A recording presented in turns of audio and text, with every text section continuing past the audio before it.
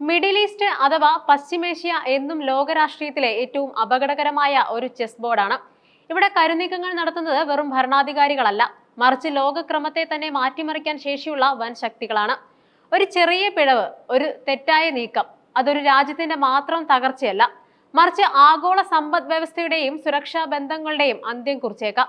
ഇന്ന് ഈ ചെസ് ബോർഡിൽ ലോകം ഏറ്റവും ഭീതിയോടെയും അതേസമയം കൗതുകത്തോടെയും നോക്കുന്നത് ഇറാനിലേക്കാണ്. ഇറാന്റെ ചുവടുവയ്പ് അമേരിക്കയെയും ഇസ്രയേലിനെയും മാത്രമല്ല യൂറോപ്പിനെയും ഏഷ്യയെയും ഒരേപോലെ അസ്വസ്ഥമാക്കുന്നുണ്ട്. ഒരു അന്താരാഷ്ട്ര ചർച്ചാ വിഷയം. ഇറാന്റെ ആണവ പദ്ധതികൾ കാലങ്ങളായി അന്താരാഷ്ട്ര തലത്തിൽ തർക്കങ്ങളുണ്ട്. എന്നാൽ ഇപ്പോൾ പുറത്തു വരുന്ന റിപ്പോർട്ടുകൾ സൂചിപ്പിക്കുന്നത് ഇറാന്റെ ഏറ്റവും ശക്തമായ പ്രതിരോധ സംവിധാനങ്ങൾ അഥവാ പാശ്ചാത്യ രാജ്യങ്ങൾ വിശേഷിപ്പിക്കുന്ന അപകടകരമായ ആയുധ നിർമ്മാണം അവസാന ഘട്ടത്തിലാണെന്ന്.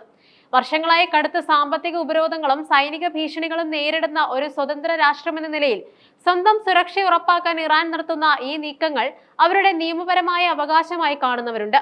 അതേസമയം മിഡിൽ ഈസ്റ്റിലെ തങ്ങളുടെ അധികാരം നഷ്ടപ്പെടുമോ എന്ന ഭയമാണ് അമേരിക്കയെയും സഖ്യകക്ഷികളെയും ഇതിനെതിരെ നിലകൊള്ളാൻ പ്രേരിപ്പിക്കുന്നത്. അന്താരാഷ്ട്ര ആണവോർജ്ജ ഡയറക്ടർ ജനറൽ റാഫേൽ ഗ്രോസിയുടെ സമീപകാല പ്രസ്താവനകൾ സ്ഥിതിഗതികളുടെ ഗൗരവം വർദ്ധിപ്പിക്കുന്നുമുണ്ട്. ഇറാന്റെ ആണവ പദ്ധതികൾ തിരിച്ചുവരവില്ലാത്ത അവസ്ഥയിലേക്ക് എത്തിയെന്ന അദ്ദേഹത്തിന്റെ വാക്കുകൾ ലോകശക്തികൾക്കുള്ള അടിയന്തര സന്ദേശമാണ്.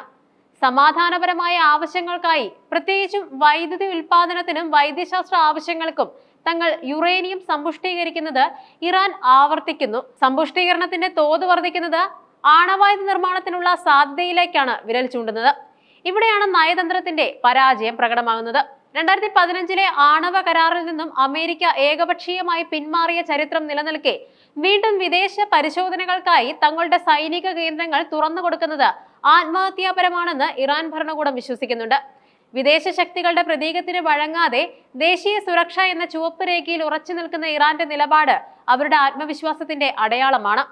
ലോകത്തിന്റെ സാമ്പത്തിക ഞരമ്പ്. ഇറാന്റെ സൈനിക ശക്തി കേവലം ആണവ ഗവേഷണത്തിൽ മാത്രം ഒതുങ്ങുന്നില്ല. ലോകത്തിലെ എണ്ണക്കടവിന്റെ ഏറ്റവും പ്രധാനപ്പെട്ട പാതയായ ഹോർമൂസ് കടലിടുക്കിൽ ഇറാൻ നടത്തുന്ന സൈനിക അഭ്യാസങ്ങൾ ലോകത്തിന് നൽകുന്ന സന്ദേശം വളരെ വ്യക്തമാണ്. ഇസ്ലാമിക് റവല്യൂഷണറി ഗാർഡ് കോർപ്സ് അടുത്തിടെ നടത്തിയ നാവിക അഭ്യാസങ്ങളിൽ അത്യാധുനിക ഡ്രോണുകളും മിസൈൽ വിരുദ്ധ സംവിധാനങ്ങളും ഉൾപ്പെടുത്തിയിരുന്നു. ഹോർമൂസ് കടലിടുക്കിന്റെ സ്മാർട്ട് നിയന്ത്രണം എന്ന പേരിൽ നടന്ന ഈ അഭ്യാസം കേവലം ഒരു പരീക്ഷണമായിരുന്നില്ല, മറിച്ച് മേഖലയിലെ ഏതൊരു വിദേശ കടന്നുകയറ്റത്തെയും നിമിഷങ്ങൾക്കുള്ളിൽ നേരിടാൻ തങ്ങൾ പ്രാപ്തരാണെന്ന അറിയിപ്പായിരുന്നു. ഹോർമൂസ് കടലിടുക്ക് അടയ്ക്കപ്പെട്ടാൽ ആഗോള വിപണിയിൽ എണ്ണവില കുതിച്ചുയരുകയും ലോകത്തെമ്പാടും വിലക്കയറ്റവും സാമ്പത്തിക മാന്ദ്യവും ഉണ്ടാവുകയും ചെയ്യും. ഈ ഭീഷണിയെ ഒരു പ്രതിരോധ തന്ത്രമായാണ് ഇറാൻ ഉപയോഗിക്കുന്നത്.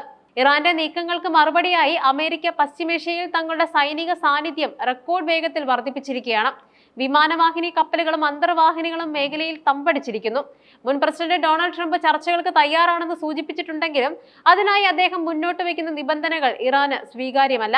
പ്രത്യേകിച്ചും ഇറാന്റെ ബാലിസ്റ്റിക് മിസൈൽ പദ്ധതി ചർച്ചാ വിഷയമാക്കണമെന്ന ആവശ്യം ഇറാൻ പൂർണ്ണമായും തള്ളിക്കളഞ്ഞു. ബാലിസ്റ്റിക് മിസൈലുകൾ ഇറാന്റെ പ്രതിരോധത്തിന്റെ നെടുംതൂണാണ്. ഇറാൻ യുദ്ധകാലത്ത് വിദേശ രാജ്യങ്ങൾ ഇറാഖിനെ സഹായിക്കുകയും ഇറാൻ ഒറ്റപ്പെടുകയും ചെയ്ത ചരിത്രം അവർ മറന്നിട്ടില്ല. അതിനാൽ തന്നെ സ്വന്തം മണ്ണിൽ നിർമ്മിച്ച മിസൈൽ സാങ്കേതിക വിദ്യ കൈവിടാൻ അവർ തയ്യാറല്ല. ഇത് അമേരിക്കയും ഇറാനും തമ്മിലുള്ള ചർച്ചകളെ വീണ്ടും അനിശ്ചിതത്വത്തിലാക്കുന്നുണ്ട്. ഇറാനെതിരെ പാശ്ചാത്യ രാജ്യങ്ങൾ ഉന്നയിക്കുന്ന സുതാര്യതയുടെ കുറവ് എന്ന വാദം പലപ്പോഴും ഇരട്ടത്താപ്പായി വിമർശിക്കപ്പെടുന്നുണ്ട്. മേഖലയിലെ മറ്റ് പല രാജ്യങ്ങളും ആണവായുധ ശേഷി കൈവരിച്ചിട്ടും അതിനെതിരെ മൗനം പാലിക്കുന്ന പാശ്ചാത്യർ ഇറാനെ മാത്രം ലക്ഷ്യമിടുന്നത് രാഷ്ട്രീയ പ്രേരിതമാണെന്ന വാദം ശക്തമാണ്. ഇറാന്റെ സൈനിക മന്ത്രി ബ്രിഗേഡിയർ ജനറൽ അമീർ ഹതാമി പറഞ്ഞതുപോലെ സമ്മർദ്ദം വർദ്ധിപ്പിച്ചാൽ പ്രതികരണം ഉണ്ടാകും.